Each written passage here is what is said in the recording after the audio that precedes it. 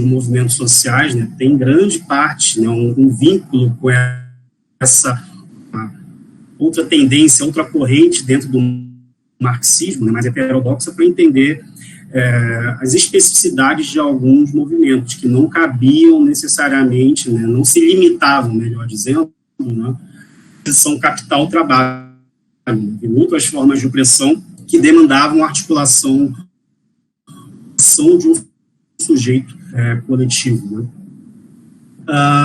O paradigma norte-americano, bem rapidamente, né, tem também muito vinculado ao campo da sociologia, né, no caso, a Escola de Chicago, né, aí ampliou bastante o campo de pesquisa na área da sociologia, das ciências sociais em geral, né, inclusive a comunicação tem um forte diálogo, né, com essa corrente, né, sobre articulações coletivas, sobretudo na sociedade norte-americana, entre meados aí, entre guerras em diante, né, mas aí, porque eu queria dar mais atenção dos novos movimentos sociais que, digamos, têm um arcabouço mais presente para a gente analisar os movimentos contemporâneos, né.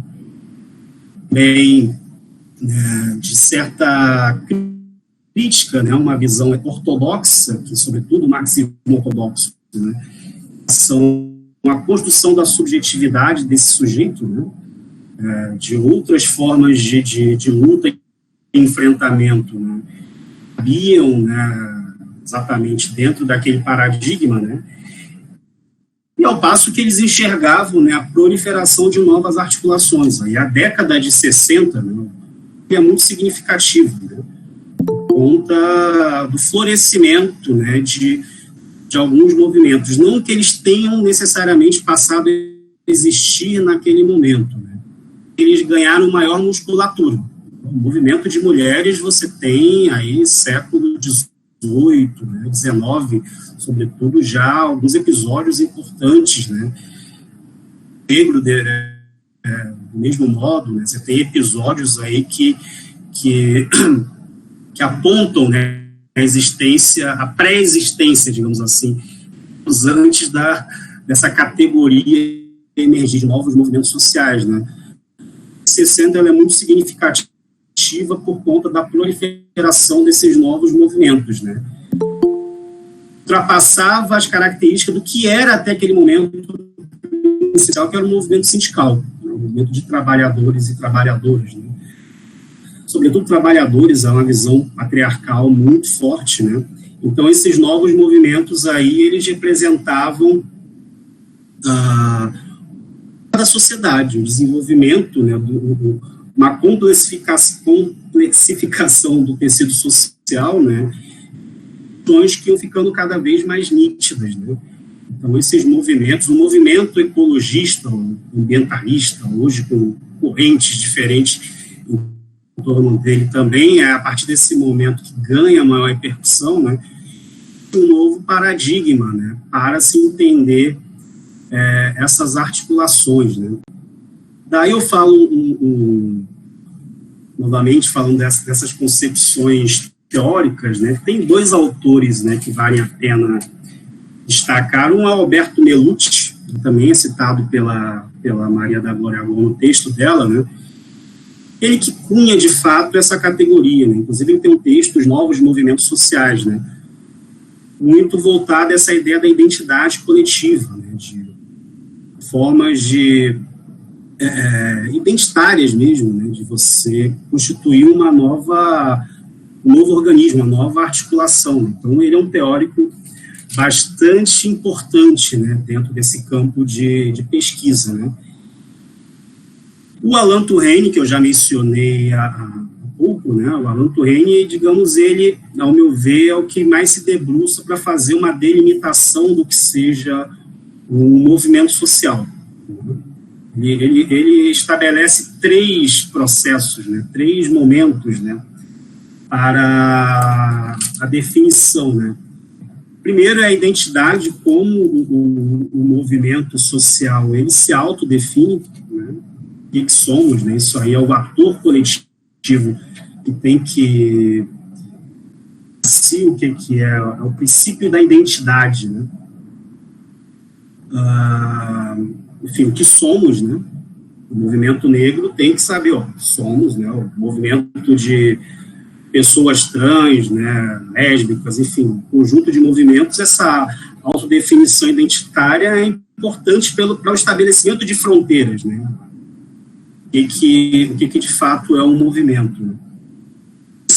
O princípio da oposição, né? Contra quem lutamos, né? Quem é o nosso adversário.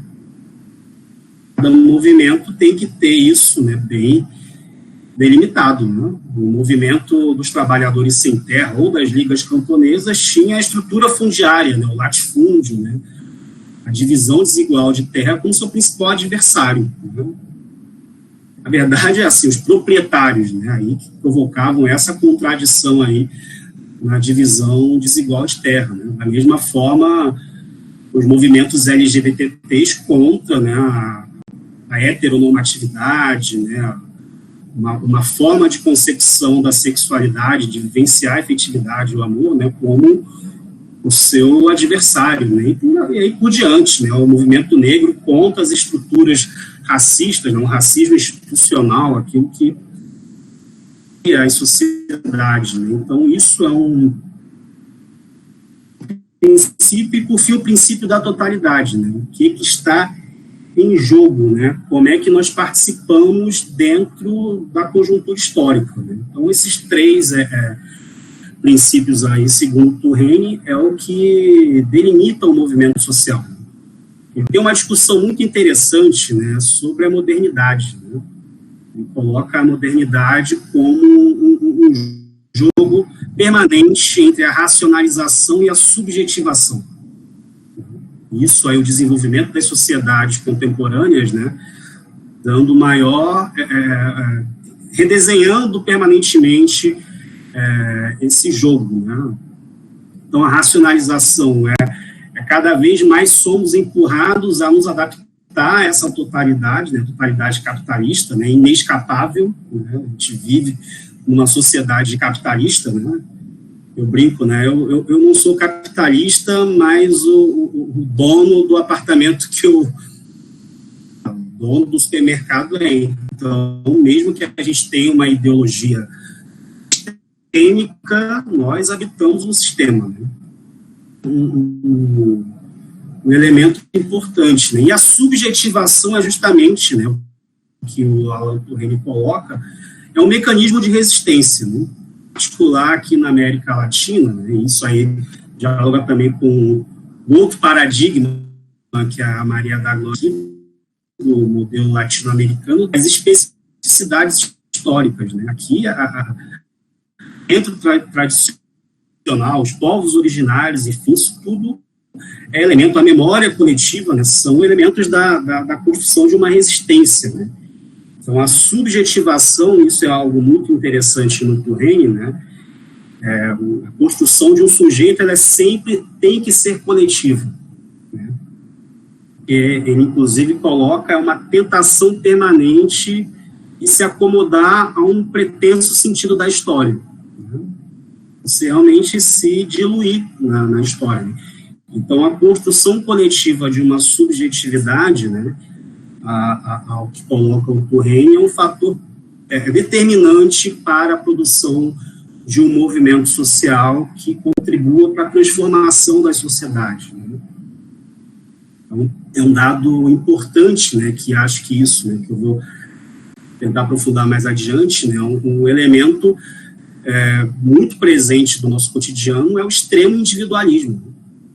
O extremo individualismo, ele é uma ferramenta extremamente eficaz para a dominação existente. É você desconsiderar qualquer possibilidade de laço associativo, né? Vivencia, né, tempos DCEs, entende bem o que é isso, né? Você convencer a pessoa de qualquer movimento social, não eu digo pela realidade na universidade, né? Você convencer as pessoas a lutarem por algo que diretamente os interessa, os afeta, né? Então, é uma tentação permanente à acomodação. O individualismo individualismo, né, como alguns autores pontuam, né, é um adversário fundamental para construir um modelo societário, né, diferente do que nós temos, né. A conjuntura contemporânea tem criado uma situação de tamanho desamparo, né, e deixa as pessoas muito mais propícias, né, a se atomizarem, né. Isso está presente, não é algo, né, mas digamos que se radicalizou mais nos últimos anos, né, porque isso aí, se você for pegar os ditados populares, eu lembro muito que um que eu ouvia quando era pequeno, né, farinha pouca, meu pirão primeiro, né. Isso é o cume, né, de uma subjetivação extremamente individual, né? Você só pensa em si, né? Você só cuida de si e que se dane o restante, né? Então, isso é um elemento que o Tourregne aponta, né, da importância dos movimentos sociais, né? Ele é também um educador coletivo, né? Pegando aí a concepção que o Gramsci estabelece para um partido, né? Mas isso também se aplica a um movimento social, né? Você fazer educação coletiva e fortalecer esses laços de solidariedade, né? Fazer com que nós nos humanizemos cada vez mais, né, em concordância, né, em associação com outros, né, com outros que compartilham das mesmas dores que sentimos, né, e que também nós nos se solidarizemos com aquelas dores que não necessariamente são nossas, né, mas que a gente tem que sentir, né. Isso aí é algo muito importante hoje em dia, quando tem uma discussão muito rica, né, mas também, às vezes, enviesada sobre a questão do local de fala, né. Eu aí reporto ao Frantz Fanon, que é um teórico dos negros, né, da Martinica, mas fez carreira política, né, foi, inclusive, do governo revolucionário na Argélia, que ele coloca, é possível, sim, você sentir a dor do outro, né. Inclusive, ele acha isso um elemento importante. Você nunca vai substituí-lo, evidentemente, né? Você não vai tomar o protagonismo do outro, né? Mas essa empatia é um elemento extremamente necessário, senão é uma derrota antes de sequer conseguirmos nos armar para a luta, né? É importante estimular que as pessoas tenham essa empatia, solidariedade pela dor que o outro sente, né? O Alain Tourregne tem essa contribuição aí muito importante, né, e a biblioteca do UFC tem, pelo menos tinha, acredito que tem, tomara que tenham mais, né, livros dele, vale a pena consultá-lo, né. Um outro autor, né, que eu acho que é importante também mencionar, né, e aí tem um diálogo direto com a comunicação, é o Castells, né. O Castells, ele é mais marxista, né, mas isso não quer dizer que o que ele passou a falar deixou de ser interessante, né? Mas ele traz informações, traz elementos muito importantes para a reflexão do presente, né? Sobretudo do que ele aponta, né, da revolução tecnológica. O elemento aí da base material, isso aí é um conceito que atravessa e vem do marxismo, né, e ele não despreza, né? Mas ele coloca a revolução tecnológica é tão importante ou talvez mais importante do que foi a revolução industrial. Não vou entrar no mérito de saber se foi mais ou menos, né, a concepção dele. Né. É importantíssimo. Então, isso está diretamente vinculado, né, ao sistema econômico que vivemos, né, a produção de mercadorias e bens, né, novas subjetividades de códigos culturais, né, a dominação política, né, aí eu sei que ele não tem apontando como essa característica tem sido muito mais aguda, né, nos últimos anos, né, do controle das informações e tudo mais, né. Para isso, né, o informacionalismo, né, o termo que ele utiliza, né, algo assim indispensável para entender o tempo presente, né, os padrões comuns, né, que são difundidos na contemporaneidade, né. Enfim, é só entender, por exemplo, né, pegar esses novíssimos movimentos sociais, né. Eu lembro das mobilizações assim quando eu estava entrando no movimento secundarista, né.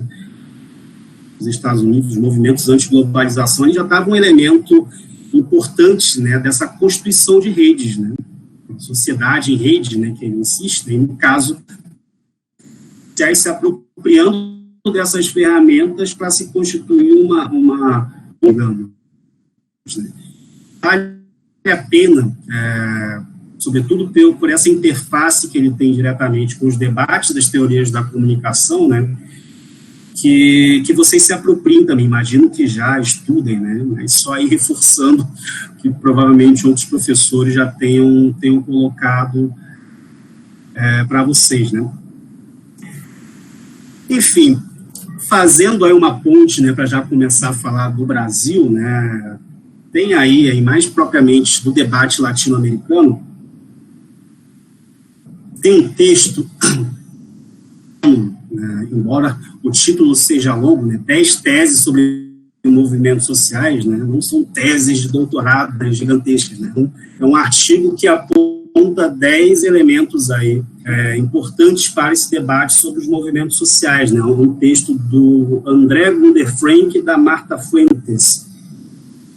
Recordar, acho que são mexicanos, acho que um é mexicano e é peruano, mas enfim, isso não é o fundamental, né.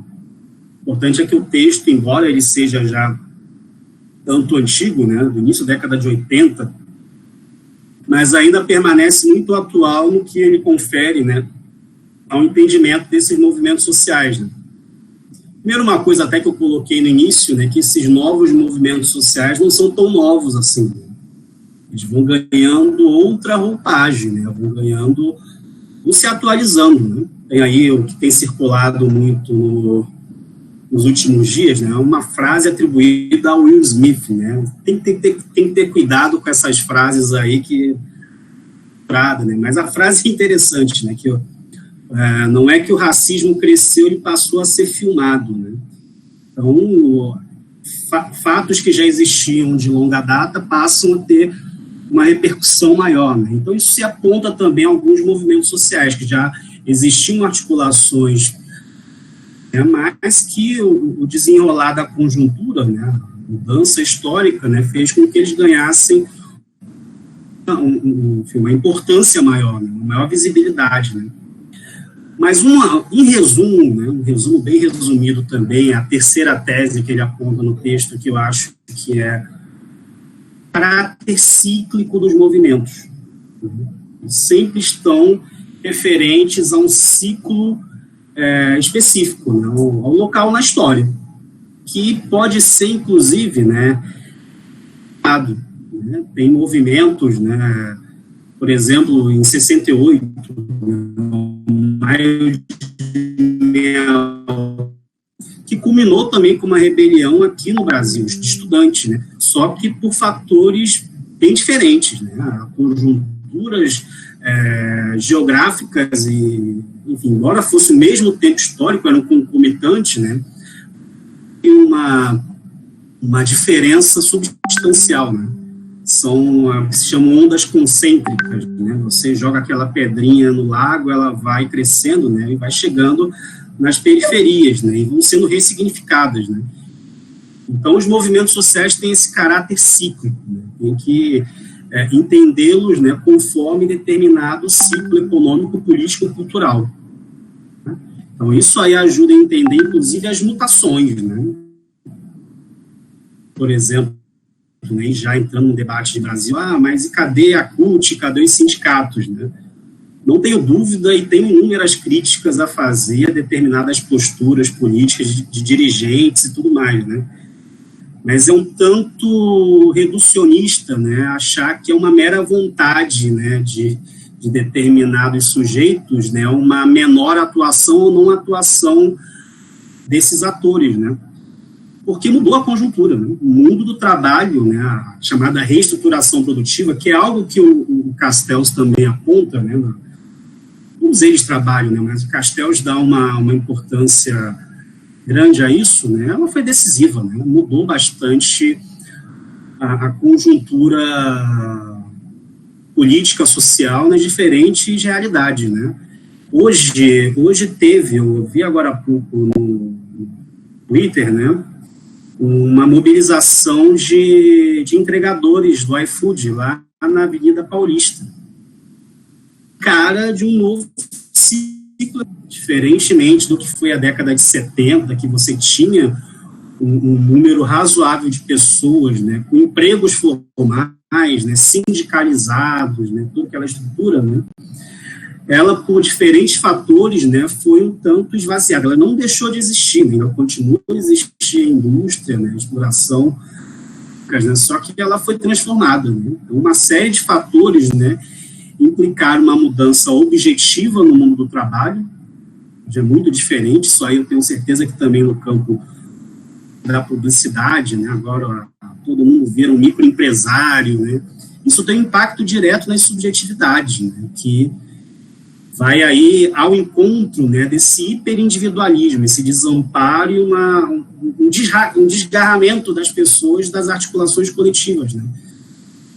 Então, isso é uma nova cara que os movimentos sociais têm ganhado, né, ultimamente, né. Você tem aí, ainda existem as organizações, né, o MST continua sendo o movimento social mais importante, né, mas ele tem que dividir esse protagonismo, né, cada vez mais com outros atores.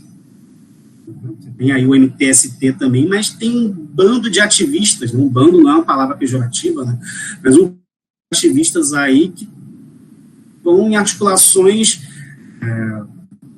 como é que poderia dizer, espontâneas e momentâneas, entendeu?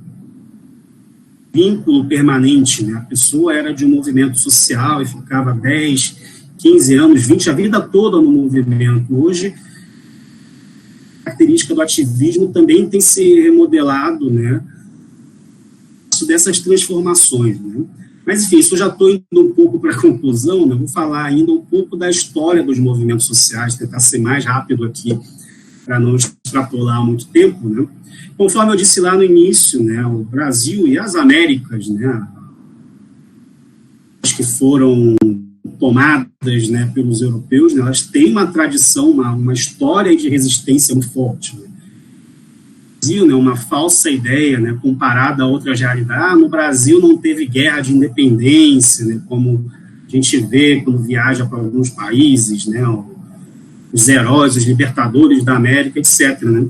Pode ser uma falsa impressão, né, inclusive em termos numéricos, né, morreu muito mais gente nas diferentes guerras de resistência que existiram ainda na colônia, né, do que nas outras colônias hispânicas, né, da América Hispânica. Né.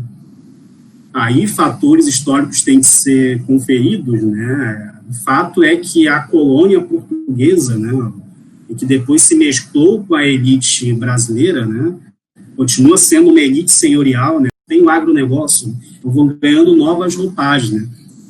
Também uma tradição de luta, de resistência, de fortes movimentos que vocês devem aí ter, na história do Brasil, terem verificado, né. Mas dentro desse modelo mais eurocêntrico, digamos, né, o início as primeiras décadas do século XX são chaves, né, para entender, sobretudo, o movimento sindical no Brasil. Né. Você tem aí a migração de um grande contingente de europeus, né, que vem, inclusive, né, por conta de uma teoria de embranquecimento da população brasileira, né, 70 até as primeiras décadas do século passado, né, vieram milhões, na verdade, de italianos, espanhóis, enfim, né, para ser mão de obra, né, vídeos, né, sobretudo Santa Catarina, com certeza é o estado que mais forneceu subsídios para os europeus se afirmarem aqui, né, ganharam terras, dinheiro, né, a ver que política afirmativa, né, foi inventada recentemente, um negócio que antes era voltada só para os brancos europeus, sem nenhuma xenofobia, mas aí apontar a desigualdade, né, porque em grande parte isso explica também um tanto da miséria das populações negras, né, a qual foram condenadas, né, após o Estatuto Colonial e a abolição da escravidão, né. Mas, para além desses aspectos aí que também são importantes, né, eles trouxeram também as ideologias disruptivas, as ideologias revolucionárias, né, o anarcossindicalismo, o socialismo, enfim, né. Então foi um momento aí que a constituição dos primeiros movimentos operários no Brasil, né. Você tem aí, em 1917, né, É a primeira greve geral do Brasil. Uma curiosidade, né, enquanto São Paulo, de fato, a população negra foi expulsa, né, dos postos de trabalho, no Rio de Janeiro isso foi um tanto não moderado, mas havia aí um forte contingente de trabalhadores negros e ditos mulatos, né, presente. Mas o fato é que ali se inaugura uma tradição operária aí que perdura durante o século XX todo e ainda hoje, né, você tem ainda um movimento sindical importante no Brasil. Então, isso aí, né, acaba surgindo também o Partido Comunista, né, aquela concepção lá do marxismo clássico, né, de enxergar no operário, né, o sujeito fundamental da revolução, né, muito em voga, né. Então, foi um ator fundamental, não único, mas o mais importante, digamos, em termos de política partidária, até porque, conforme eu disse, né, dentro dessa concepção mais ortodoxa, né, o movimento social estava subordinado, né, a uma estrutura partidária, né, não que os outros também não tenham suas relações, e não é nenhum problema ter, mas digamos que era uma forma mais contundente, né. Tem outras articulações aí importantes, né, o movimento negro, ele continua com as suas lutas, né, você tem aí no campo da cultura, né, teatro negro, né, os indígenas também, na sua tentativa, né, de reaver, né, o seu inventário cultural, né, aquilo que foi tomado, né, então manter aquele pouco que eles conseguiram manter, né, enfim, né.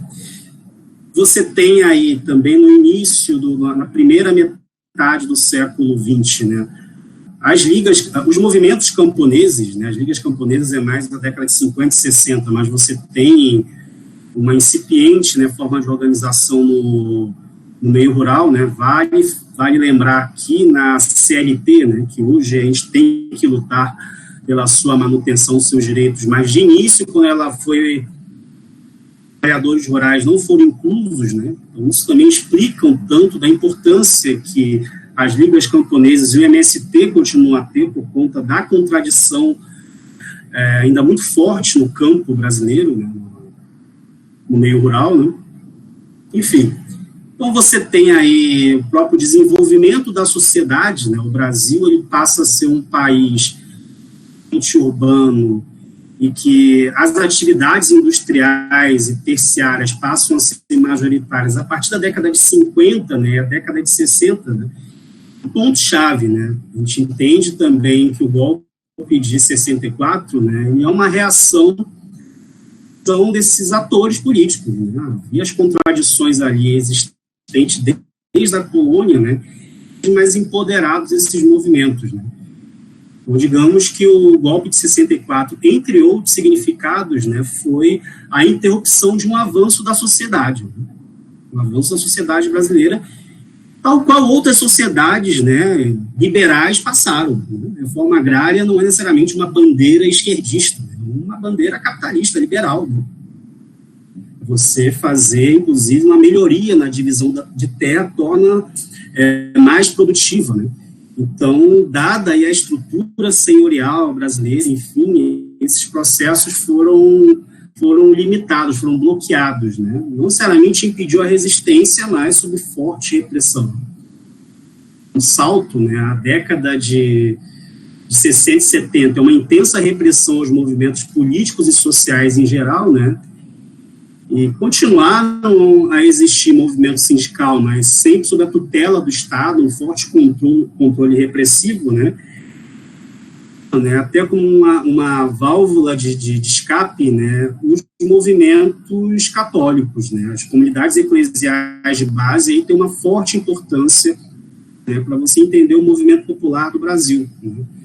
Digamos que, não que elas também não sofressem repressão, né, mas digamos que elas eram menos rotuladas, digamos assim, né, do que os movimentos de cunho mais ideológico, partidários e tudo mais, né.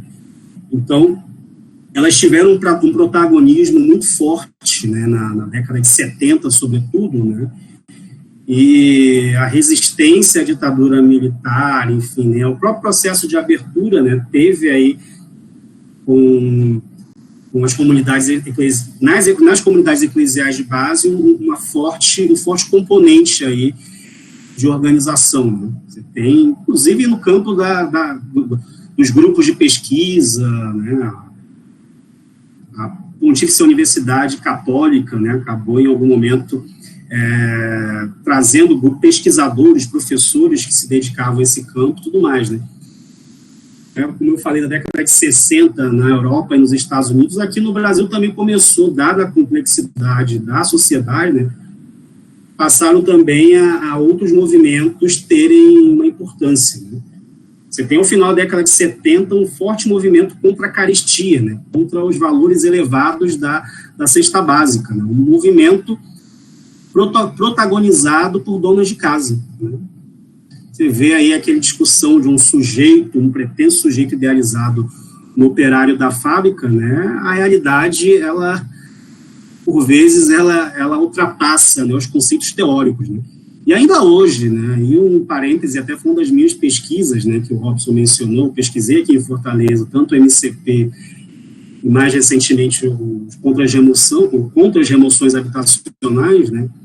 É um movimento majoritariamente de mulheres, né? As mulheres aí sendo as ativistas, né, diretas dessas lutas, né? Então, esse conjunto aí de atores, né, foram fundamentais, né, e voltando, né, a anistia ao final da década de 70, né, traz de volta ao Brasil antigos militantes que foram perseguidos, né, e a década de 80, né, dá esse destaque, né, para não me alongar muito, mas a década de 80 ela é extremamente importante, né, para a gente entender, inclusive, a conjuntura atual, não é à toa que ela inaugura a nova república e temos a Constituição de 88 como um marco, né? A Constituição de 88, ela traz em si a novidade das emendas populares, né? Os movimentos se articulando para colocar na nossa Carta Magna, né, os seus direitos. Então, isso aí é muito representativo, né, por conta dessa resistência que vem aí ao longo da ditadura, né, e o surgimento desses episódios aí importantes, né, resistência às remoções na João Pessoa, né, eu esqueci agora o nome da comunidade, mas enfim, alguns episódios do Lagamar, né, alguns episódios que ilustram bem uma conjuntura nacional, né, o forte movimento das pessoas que não eram de organizações anteriores, né, mas a própria realidade, né, empurrava elas a lutar por seus direitos, né, elas empurravam a ter que combater, né, para uma vida melhor, né, para conseguir ter uma condição de vida mais adequada, né. Então, a Constituição de 88, né, ela referenda, digamos, essa emergência desses novos sujeitos políticos, né. Não é à toa que o Chico de Oliveira, um sociólogo que faleceu ano passado, um sociólogo pernambucano, era professor da USP, né, ele chama a década de 80 da Era das Invenções, né, onde foram criados instrumentos aí importantíssimos da nova república, né, ainda hoje muito caros, né, para todos nós, por isso que resistimos tanto, né, aos ataques, né, porque foi muita luta para você conseguir, né, ter esse marco jurídico, esse ordenamento aí da nossa Carta Magna por conta da iniciativa desses movimentos, né. Então, você tem, além desses novos movimentos, o retorno da UNE, né, a União Nacional dos Estudantes, né, mais diretamente envolvidas à realidade de vocês, né. Só um parêntese, né, para entender esse caráter cíclico, a UNE ilustra bem, né. A UNE, ela foi uma entidade fundada pelo Getúlio Vargas, né, vinculada ao Estado, né, mas a própria conjuntura foi empurrando a UNE a posições mais incisivas, mais à esquerda, né. Só na década de 60 que a UNE ela passa a ser hegemonizada pela esquerda, né? Antes ela tinha o Marco Maciel, que foi do PFL, hoje DEM, foi presidente da UNE e tudo mais, né? Ela também ela ilustra, né, esse caráter cíclico conjuntural dos movimentos, né? Ela é fechada, né, em 68, né, o último congresso dela, da IBUNO, último, né, antes do fechamento, e o Nestino Guimarães, né, que hoje é o nome do DCE lá da UNB, né, foi o seu último presidente, né, naquela época, né, e ela é reaberta em 79, junto com esse movimento de anistia, né. A ação da CUT, que ainda hoje é a principal central operária, né, a central sindical da América Latina, né, é muito importante essa organização. Você tem o Partido dos Trabalhadores, né, aí sem fazer um largo balanço do que foi o PT no poder, né, mas ele foi, se não talvez, o principal partido da nossa redemocratização, né, que conseguiu trazer para a institucionalidade, né, aqueles anseios dos movimentos populares, né. Isso aí vai muito ao encontro do que o Alan Touraine coloca, né. Muitos acusam o Alan Touraine de um centralismo, né, no Estado, né. Mas para ele, o movimento social é um movimento não estatal, um ator não estatal, mas que tem entre seus objetivos fazer com que suas demandas sejam assimiladas pelo Estado. Então, o Estado passa a reconhecer aqueles sujeitos, né, como enfim, sujeitos de direitos, né. Evidentemente, né, as grandes conquistas por exemplo, a regulamentação da união civil entre pessoas do mesmo sexo, né, o nome social de pessoas trans, para exemplos mais atuais, né, de como é importante, né, o Estado reconhecer, né, as pautas desses movimentos, né. Enfim, então, a década de 80, ela tem essas conquistas, né, mas que em grande parte elas passam a ser negadas na década seguinte, né.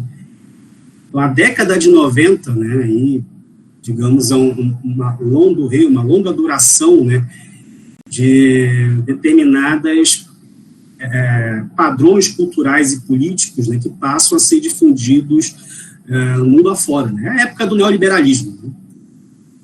A total negação daquilo que os movimentos da década de 80 apregoavam, né. Você retirar o Estado das suas obrigações sociais, né. E que aí as... Opa!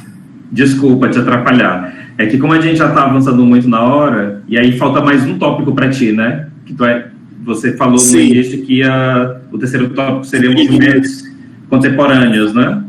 Aí só para te avisar do avançar da hora e se puder... Tá ótimo. 3 minutos tá bom. Eu faço essa coisa. Adentra aí, né, algumas coisas que eu adiantei no início, né, a década de 90, ela é um período de muitas derrotas dos movimentos sociais, né. Você tem aí marcos, né, o fim da Guerra Fria, né, ela tem uma ambivalência, né, porque, de fato, era muito difícil, né, você apregoar aquela realidade que tinha na União Soviética, né, era um modelo de sociedade que nós queríamos, né? Isso ia de encontro, né, a sociedades como a brasileira, né, que lutava por redemocratização, por liberdade de expressão, de organização e tudo mais, né.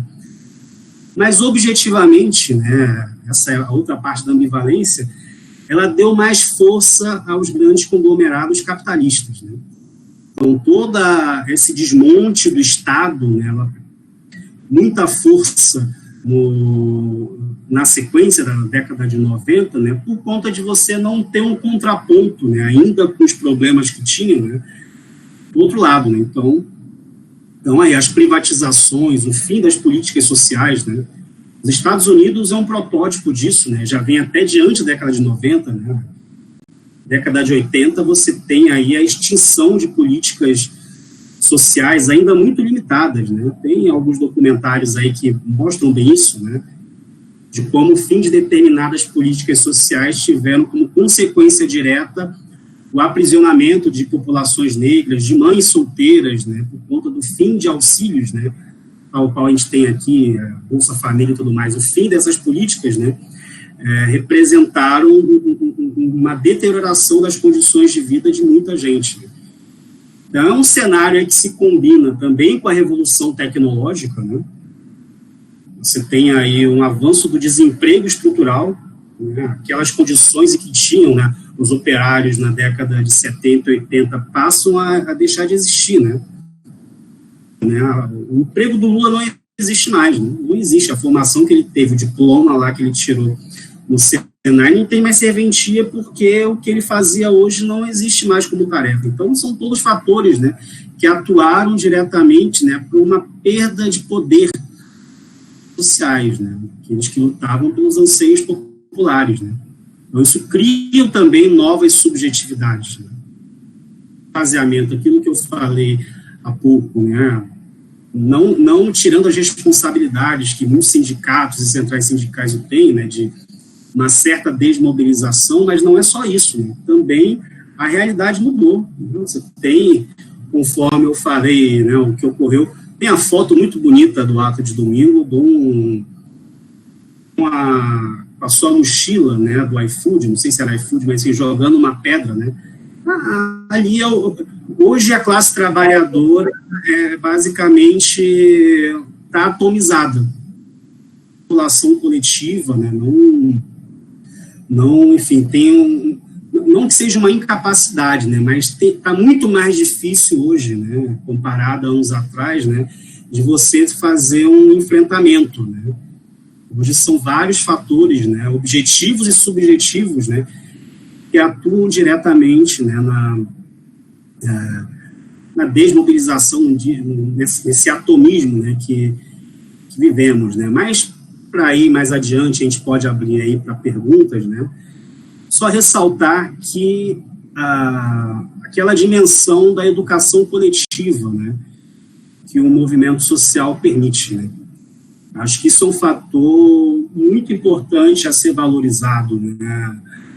Isso faz uma diferença tamanha, né, nas biografias de quem participa de alguma articulação coletiva. Né. Você passa, inclusive, a se entender melhor, né? Tem um aspecto aí de autocompreensão muito evidente, né? Acho que todo mundo tem, que participa de um movimento social, né? Você entende melhor as suas condições estruturais, né? Você vai entender objetivamente o que a cor da sua pele representa, a forma de você amar, o que de fato isso tem impacto, né, na realidade, né, o seu CEP, né, o lugar que você mora, né, o que isso está relacionado com todo o contexto na totalidade, né.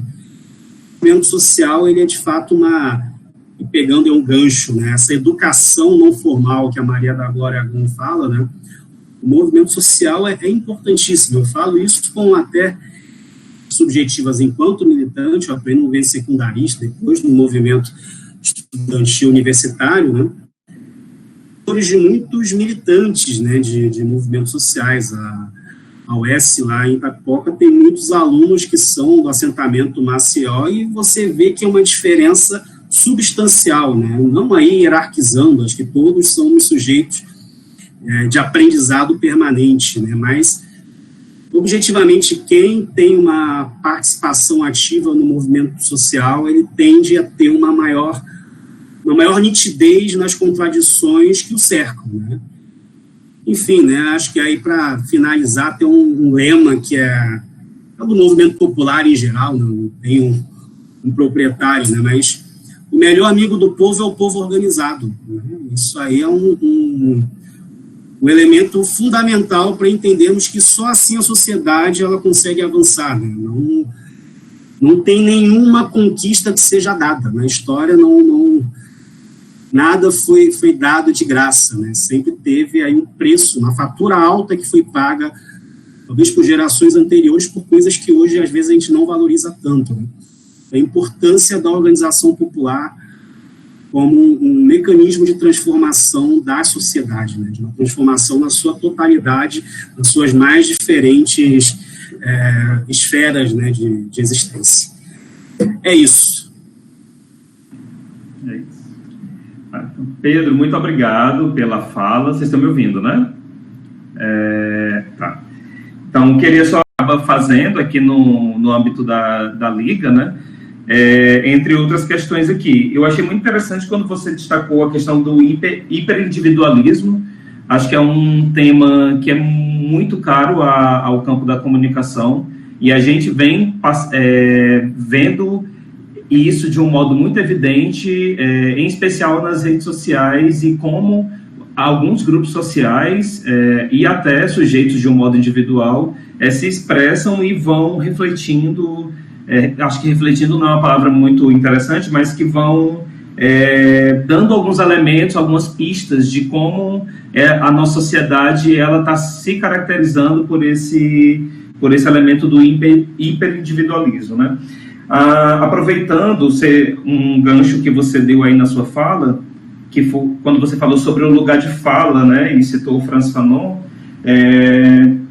a nossa terceira formação da Liga vai ser daqui a uma semana, na próxima sexta-feira, dia 12 de junho, às 15 horas, e a gente vai ter como texto base o texto da Djamila Ribeiro, né, sobre o que é lugar de fala, vai ser o texto principal que a gente vai discutir, e para participar do debate a gente vai ter a ativista trans Helena Vieira e a publicitária Tati Lima.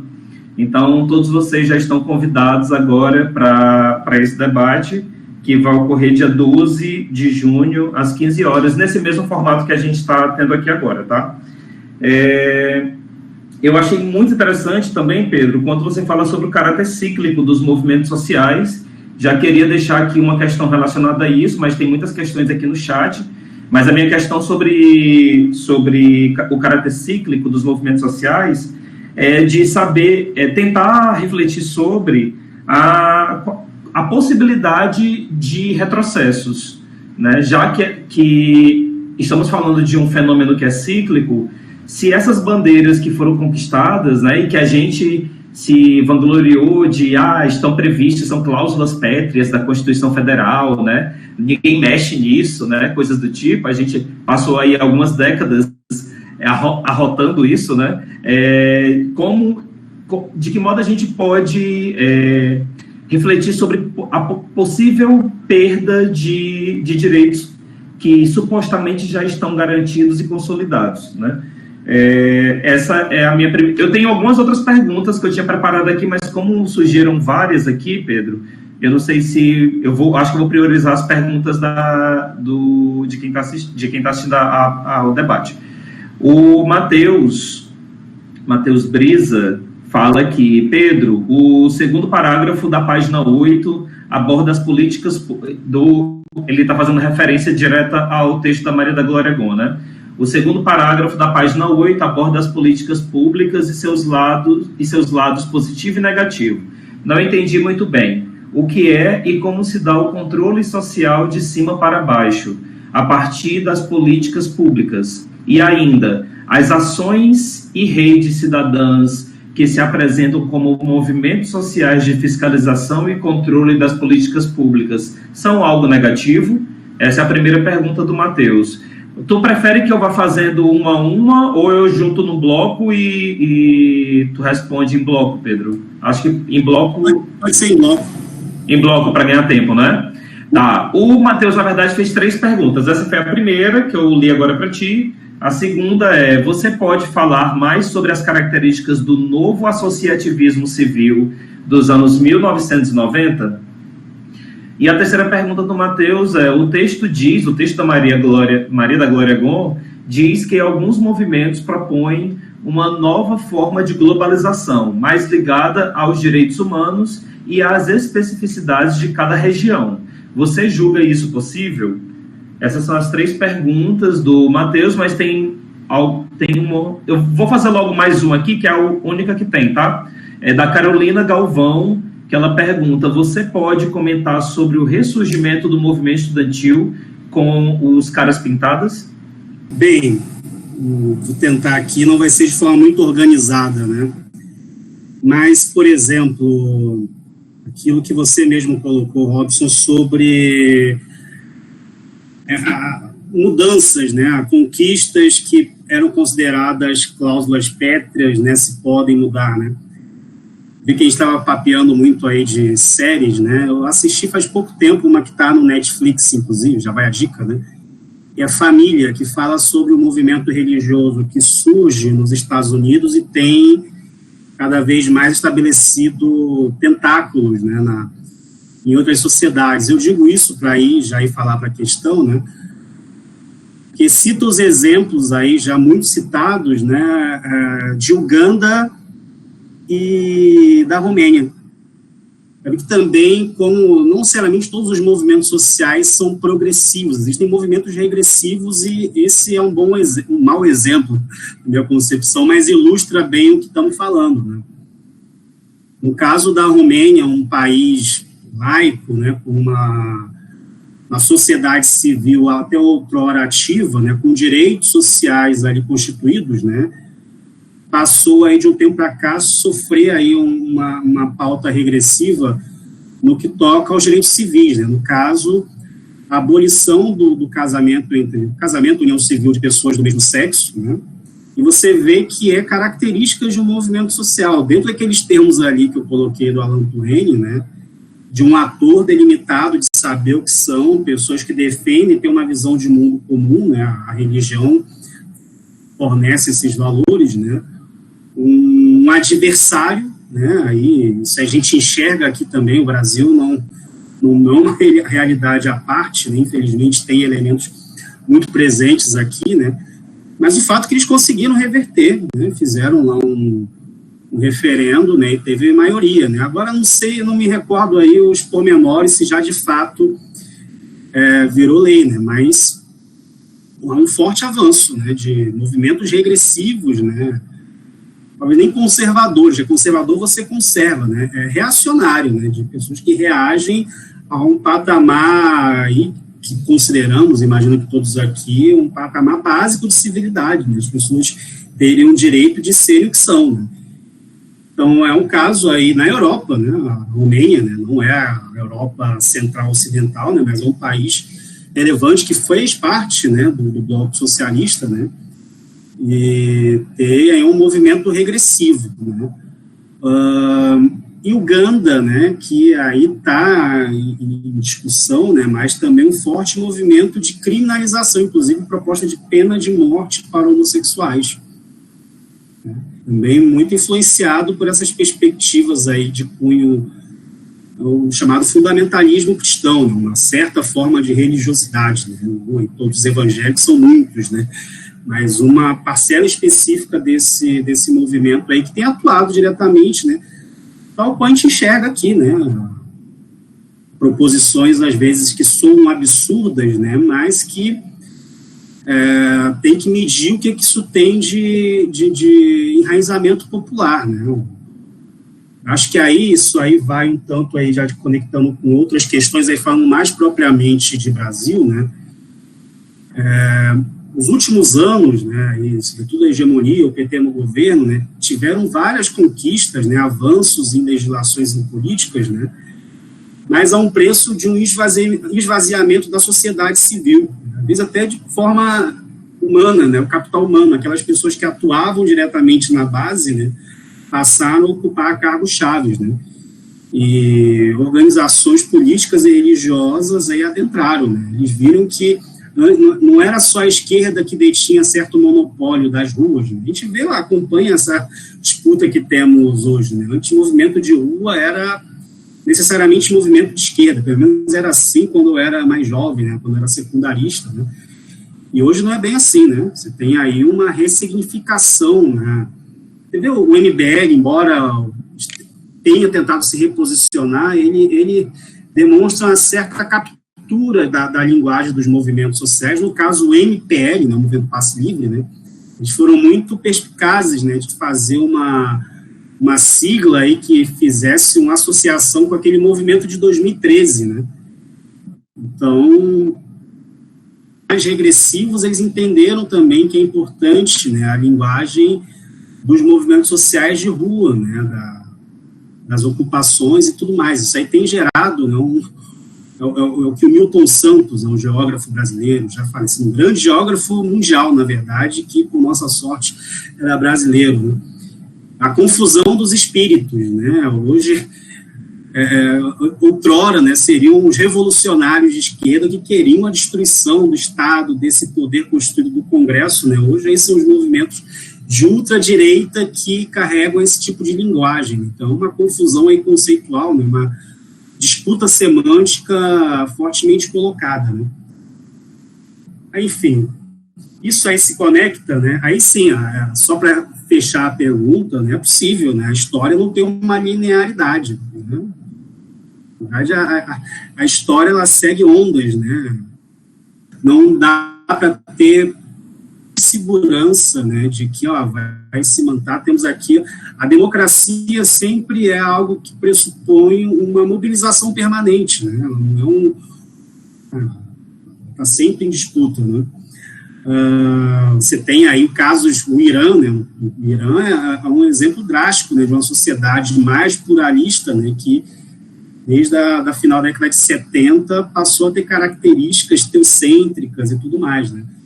Não estou dizendo aqui que o Brasil e outras sociedades podem seguir o mesmo caminho, mas é para ilustrar, assim, que nada é totalmente garantido, né? A gente tem que estar sempre em vigilância permanente, né, pelos nossos direitos, né? Mobilizados permanentemente, né? Sobre tanto as políticas públicas, né, da década de 90, as perguntas que o Matheus fez, né? No caso aí, o que a Maria da Glória Blum, né, ela está querendo colocar, né? Também um tanto da complexidade do último período, né, de hegemonia petista em âmbito federal, né?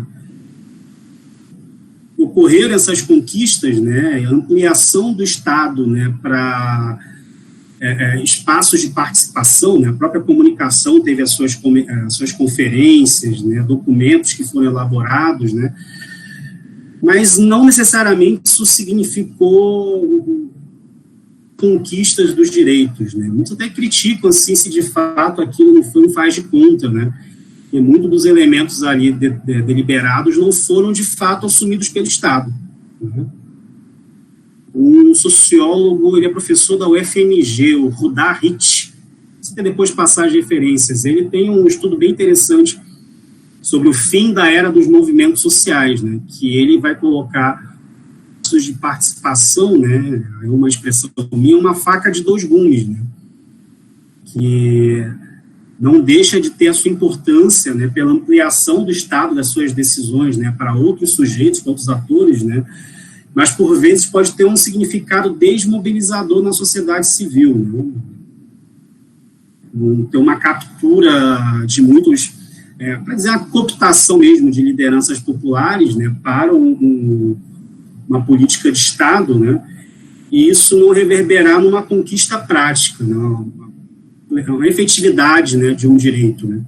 Então, no caso aí, pelo que ela coloca de cima para baixo, né, porque não houve, né, aquilo que o próprio PT apregoava na década de 80, início dos anos 90, né, com seus conselhos populares, o próprio orçamento participativo, quando ele surge em Porto Alegre, né, e há um forte protagonismo dos movimentos sociais, né, autônomos, né, para colocar as suas demandas diretamente, né, no poder público, né, isso não necessariamente se efetivou, né, tal qual se apregoava, né, então não necessariamente as conquistas eram plenas, né, vindas de baixo para cima, né, por vezes ali era uma adequação, uma agenda de Estado, né, com um risco, né. Isso é uma tensão permanente dos movimentos sociais com o Estado, dos agentes políticos estatais, né. É um debate permanente que existe nos principais grupos, até a Maria da Glória Blum cita, né, nos grupos de pesquisa, dos trabalhos acadêmicos, essa tensão que existe entre Estado e sociedade civil, a sociedade organizada, no caso, os movimentos sociais, né. Aí vocês podem mesmo, a Helena tem um trabalho sobre o MST, né, a relação, as rádios comunitárias, as agendas de governo, também é bem ilustrativo, não tanto dessa dinâmica, né. Bem que o MST se permaneceu um movimento autônomo e tudo mais, mas com muitas contradições ali presentes, né, isso é importante ressaltar, né. Aí, o associativismo civil da década de 90, né. E aí você tem tanto uma pluralidade aí de fatores, né? Você tem aí movimentos, redes de movimentos, essas características aí muito ligadas àquilo que eu falei sobre o Castells, né? O que o Castells fala no caso, né? Mas aí também há um outro elemento, né, das ONGs, né, das organizações não governamentais, como sendo um sujeito aí muito protagonismo, né? Há inúmeras ONGs, né, diferentes das outras, né, mas a ação, né, de uma, como é que eu poderia dizer, de uma institucionalização muito forte, né, o que foge muito ao caráter espontâneo e, por vezes, disruptivo dos movimentos sociais, né. Os movimentos sociais que existiam no Brasil na década de 70 e 80, eles lutavam contra o Estado. O Estado era o agente autoritário visto, né, vivíamos num regime de exceção, uma ditadura militar, civil-militar, né, mas com os militares comandando os principais postos, né, e ao passo que na transição, né, há uma alteração, que também é um dado, né, a mudança aí na composição do Estado, né, e as ONGs, por vezes, aí ocupando o lugar que outrora os movimentos sociais ocupavam, né. Há uma disputa aí também, né, há um texto que eu posso recomendar também, de uma professora da Unicamp, a Dagnino, Evelina Dagnino, sobre, enfim, a disputa de significados, né, sobretudo a palavra sociedade civil talvez seja o conceito mais controverso que existe, né. Basta olhar, por exemplo, os conselhos superiores da universidade, né, o que é a sociedade civil lá presente, né? Que ela não é aquilo que eu penso, né? Não só eu individualmente. Não é mais controverso do que terceiro setor. Exatamente, é verdade, né? Então, é uma disputa aí de sentido, né, do que esse termo confere, né, que ainda perdura, né? Isso aí não é um debate concluso, né? Então, o associativismo civil da década de 90, ele ganha esses contornos aí muito nesse movimento aí que o neoliberalismo encampou, né, e também tem uma atuação direta, né, nos movimentos sociais clássicos, né. O movimento sindical, ele incorpora também, infelizmente, né, muitas das pautas que advêm das ideologias neoliberais, né. Os sindicatos, eles passam a cumprir mais uma agenda assistencialista, né, do que aquela agenda mobilizatória que mais o caracterizava, né. Então, um conjunto de fatores aí que interagem, né, e que, enfim, acabam enfraquecendo, né, o papel que esses atores, esses sujeitos políticos tinham, né. Há uma forte onguização, alguns autores dizem, uma forte onguização dos movimentos sociais. Aí, como eu já disse, um autor importante, aí, o Rudar Hitch, né, ele reflete muito sobre isso, né. Sobre,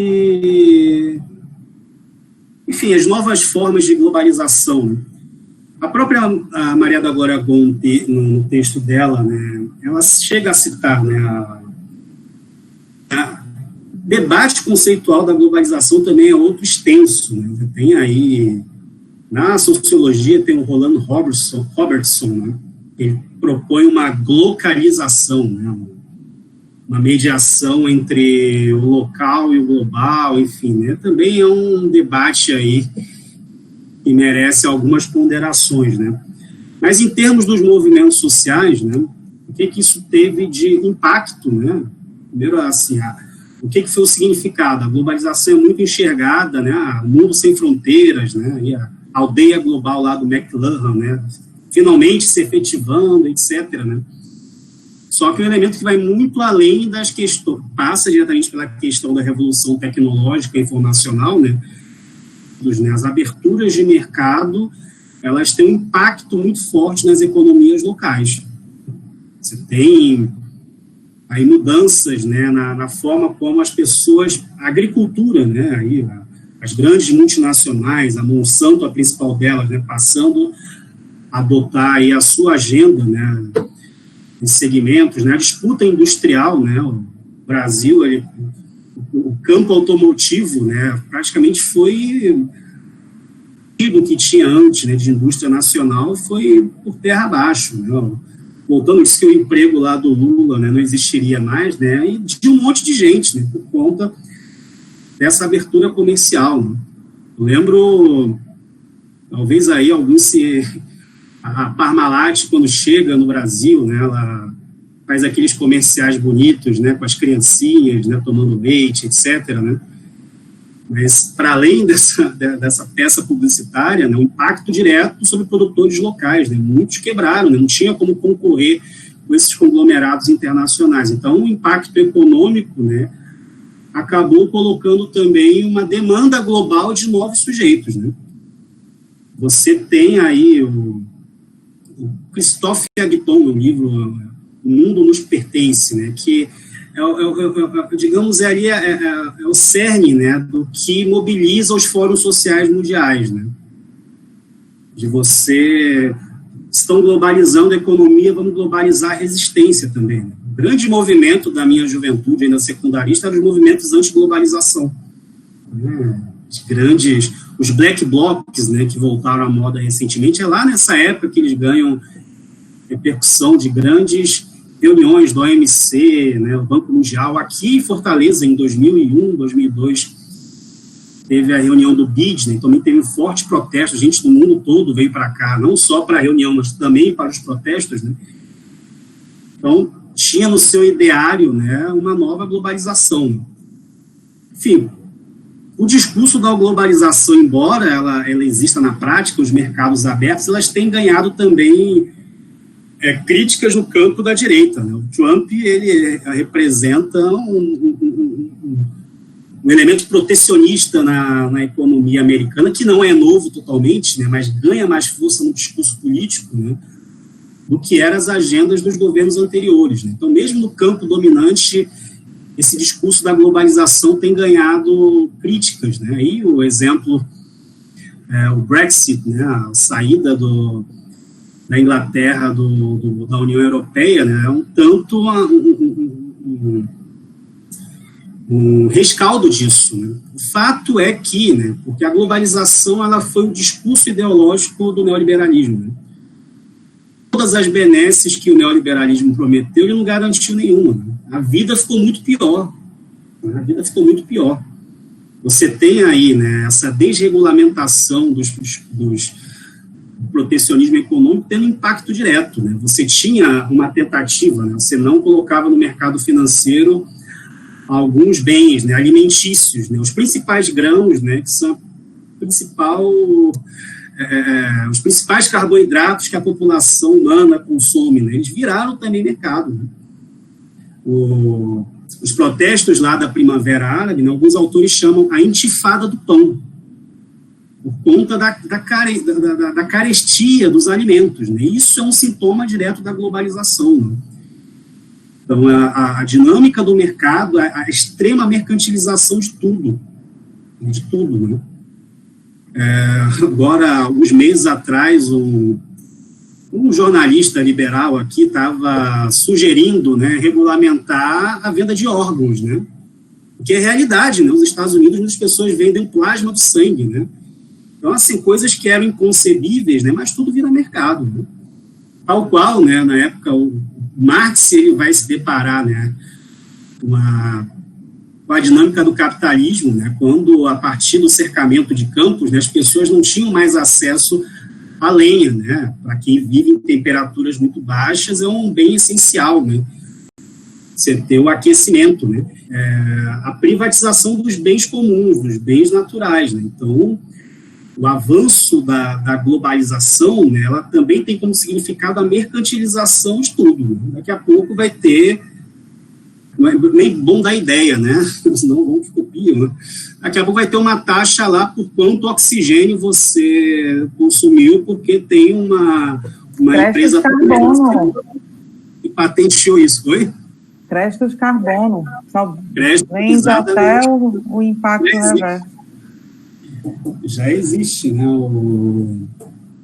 esse tipo de proposta, né? É necessário, né? É uma luta pela vida, né? Uma luta pela manutenção da vida, né? As guerras, né? As próprias guerras aí, né? O petróleo do mar é mais a água, né? A água já é ponto aí, o elemento de conflitos entre sociedades, dentro de sociedades, né? Então, os bens naturais, né, estão cada vez mais sendo mercantilizados, né, e o discurso da globalização foi o seu suporte ideológico, né, esse tipo de mudança societária, né? Enfim, isso está relacionado, né, com o hiperindividualismo, né?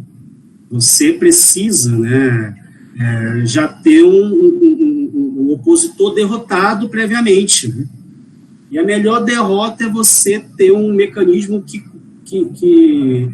não estimule o associativismo, o aspecto gregário, né? Então, a nossa atenção, a nossa concentração, ela é disputada permanentemente, né, por uma série de artefatos culturais aí que atuam diretamente para produzir uma subjetividade cada vez mais individualista, né? Então, isso é parte também da resistência, né? Acho que não é aquela ideia, cada um faz a sua parte, né? Pensar que a transformação é meramente individual, mas também parte daí, né? Você não vai conseguir transformar o mundo se você não entender como você sendo parte desse mundo. Acho que é um passo aí fundamental para você organizar uma resistência, né? Mas o fato é que é uma máquina extremamente eficaz, né? Muito eficiente na produção de novas ideologias, né? De novas formas de se viver em sociedade, né? O extremo individualismo aí que nos afasta um dos outros, né, no que tange hoje estamos afastados por uma necessidade de saúde, né, mas um afastamento muito mais simbólico, né, que esse tipo de ideologia acaba imprimindo, né. Enfim, acho que isso é o aspecto do caráter cíclico, né, do tempo presente, né. Um outro autor, né, para quem se interessa por pesquisa, né, é um belga, o François Ruttard. Ele fala bastante sobre essa pluralidade de sujeitos, né, e concomitante a quantidade de opressões que o mundo contemporâneo tem produzido, né. Acho que também é um desafio para cada movimento, né, que você tenha as características, aquilo lá que eu falei do próprio Touraine, né, você saber o que é, contra o que você luta, né, mas, sobretudo, também a possibilidade de você conectar isso com uma totalidade, né? Saber a minha opressão direta, né, que eu mais sinto na pele, né, ela se conjuga com outras opressões, né? No caso, né, e o Brasil é um exemplo muito ilustrativo disso, né?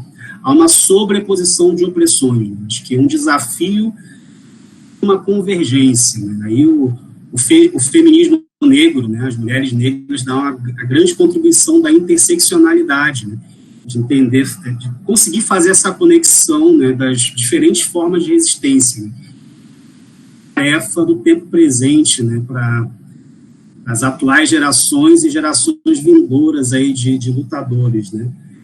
Eu acho que eu não comentei dos caras pintadas, né. Eu era uma criança, né, eu lembro que eu pintei a cara, né. Mas eu lembro bem, né, acho que pega um momento aí de transição, né, do que eu falei, né, quando estava falando do Brasil, né, de uma geração que vinha aí dos rescaldos da luta da década de 80, né, e que se deparou pela primeira vez com um presidente civil diretamente eleito. Não foi o primeiro presidente civil, né, o Sarney, não era um militar, né, mas aquele que foi diretamente eleito, né. Isso aí, pelo menos o que eu senti, assim, né, anos depois eu entrei no movimento secundário, foi muito importante do ponto de vista da memória, né. No caso, foi uma memória vitoriosa, né, no caso, conseguimos, né, os caras pintadas, o movimento estudantil conseguiu esse tipo de conquista, né, mas essa memória, né, ela não se dá apenas com vitórias, né, a derrota também é um elemento importante da construção de uma subjetividade coletiva, né, de um movimento de resistência, né. Geralmente perdemos mais que vencemos, né, isso tem que ser. A Rosa Luxemburgo, ela, melhor do que ninguém, fala sobre isso, né, também é um elemento importante para a produção dessa subjetividade, de entender que a resistência, né, é um mecanismo permanente, né, você tem que estar sempre, né, aquilo que a gente falou agora há pouco, né, de as conquistas não são dadas, elas não são pétreas, assim, né, elas é uma ilusão, né, você vai ter que sempre estar em mobilização, né, porque a sociedade implica, né, um conflito permanente, né. Então, aprender também, né, melhor com as vitórias, evidentemente, né. isso que eu sou vascaíno, né, então já estou acostumado com muitas derrotas, né, mas elas também nos educam, né, acho que esse elemento da educação coletiva, né, o elemento pedagógico, né, é importante, né. Eu acho que aí, só para concluir mesmo, né, que eu estava falando há pouco, hoje os movimentos muito ensimesmados nas suas pautas, né, e é importante você ter uma dedicação, né, uma fase intrauterina do movimento, entender bem a sua dinâmica, né, isso não seja um elemento que o afaste das outras opressões, né. Então, é uma busca permanente, né, de você construir essas pontes, né, e se enxergar na luta do outro, né. A interseccionalidade aí é um grande desafio que teremos que ter em todos os movimentos, né, para esse ciclo que tomara que seja de mais vitórias do que de derrota. Lutar é preciso. Eu ia só fazer um comentário já agradecendo ao Pedro pela contribuição super completa e provocadora, né? A gente pensar em muitas questões e ficarmos também com várias referências para seguir esse estudo. Mas já como a gente está chegando aqui já em quase 2 horas, já vamos encerrando, queria só comentar um ponto muito rapidamente que você citou sobre o papel das tecnologias na reconfiguração, não só dos movimentos, mas das próprias subjetividades, né? Tinha uma expectativa muito forte em relação às novas tecnologias, que marcou, por exemplo, esse movimento que o Pedro citou, né, na época do Fórum Social Mundial, e também esse que eu até coloquei aqui no chat, com a referência de um filme da Batalha de Seattle, né, que foram esses movimentos muito marcados por esse altermundialismo. Na época tinha o Centro de Mídia Independente, que atuava em mais de 100 países, só para vocês terem uma ideia, produzindo comunicação coletiva, né, sobre os protestos, dando visibilidade às reivindicações e etc. Mas o que a gente viu também é que só a tecnologia, diferente do que pensa alguns autores, né, mais, digamos, deterministas tecnológicos, só a tecnologia não resolve, né, ela não significa só uma ponte de conexão, mas ela também significa, e cada vez mais, uma mudança na própria subjetividade das pessoas, na conformação dos movimentos. Então, assim como a gente usa a tecnologia para se conectar e tem uma potencialidade de uma ação internacional, que é muito bacana, a gente também vê movimentos que são cada vez mais pontuais, né? Assim como hashtags. E aí, assim, o que é uma hashtag e o que é um movimento? Acho que é uma discussão que hoje se coloca também, né?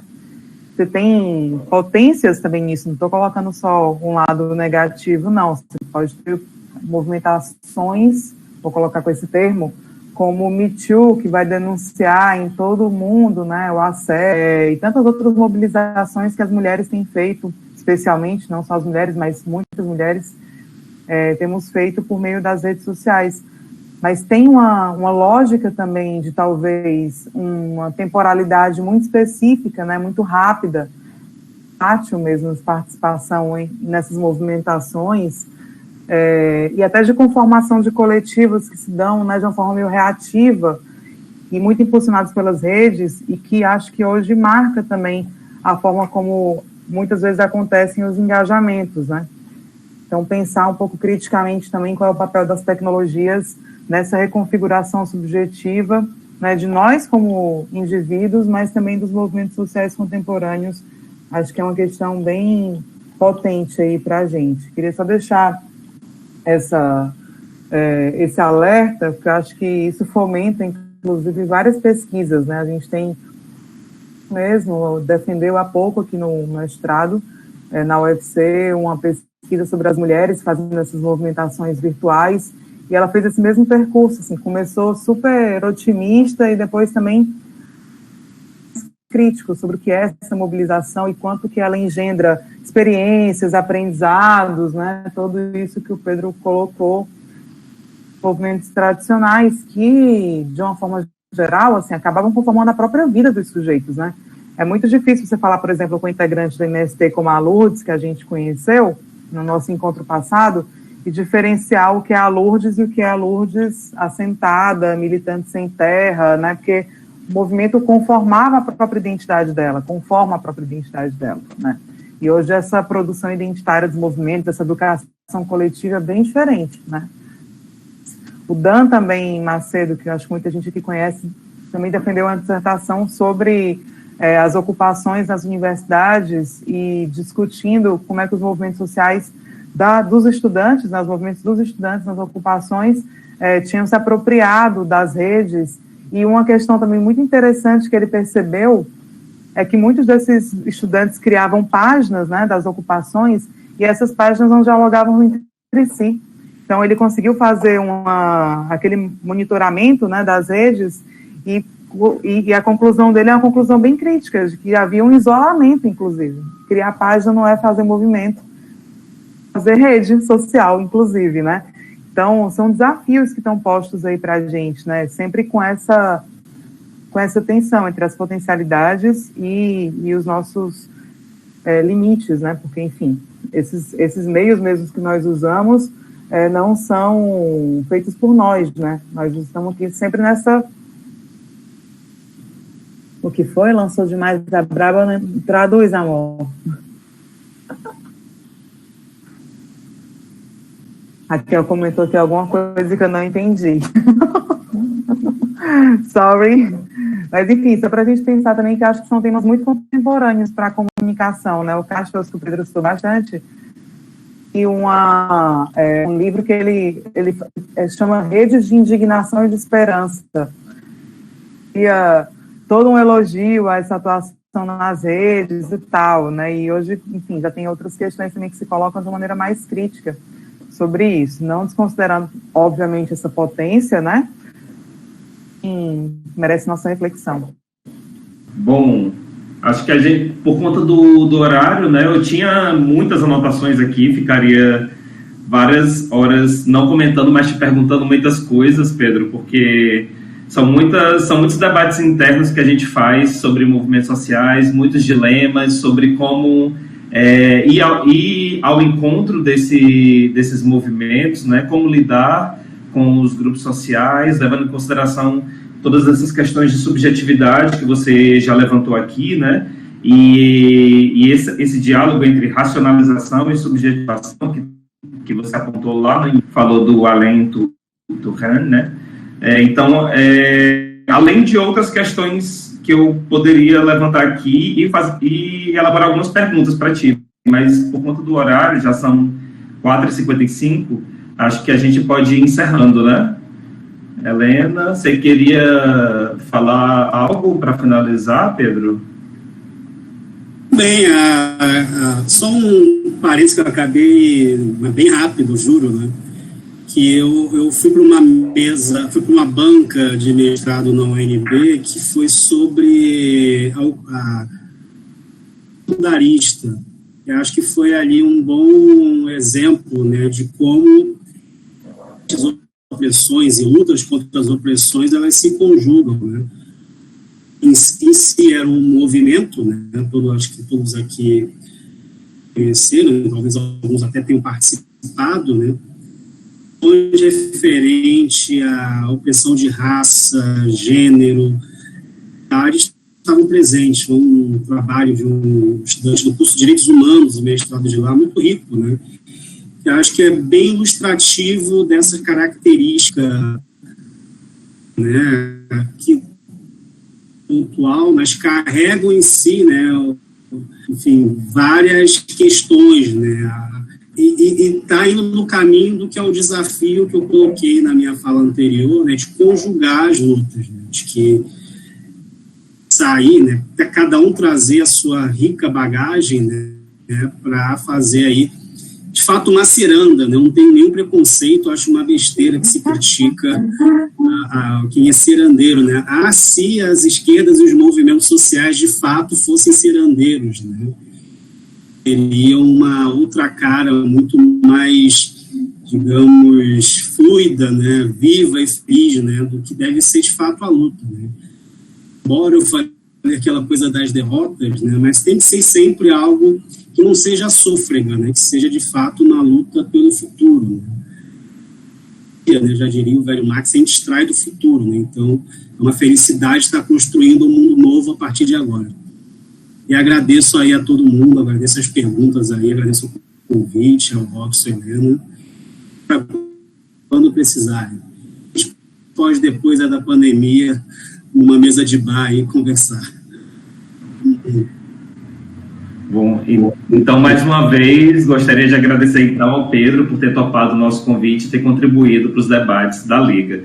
E reforçando para todos que na próxima sexta-feira, dia 12 de junho, às 15 horas, a gente vai ter a nossa terceira formação, que vai ser sobre o lugar de fala, com a presença da Helena Vieira e da Tati Lima, tá? Então, todos estão convidados para esse terceiro momento na próxima sexta-feira, tá bom? Pedro, muito obrigado pela participação, tá? É isso.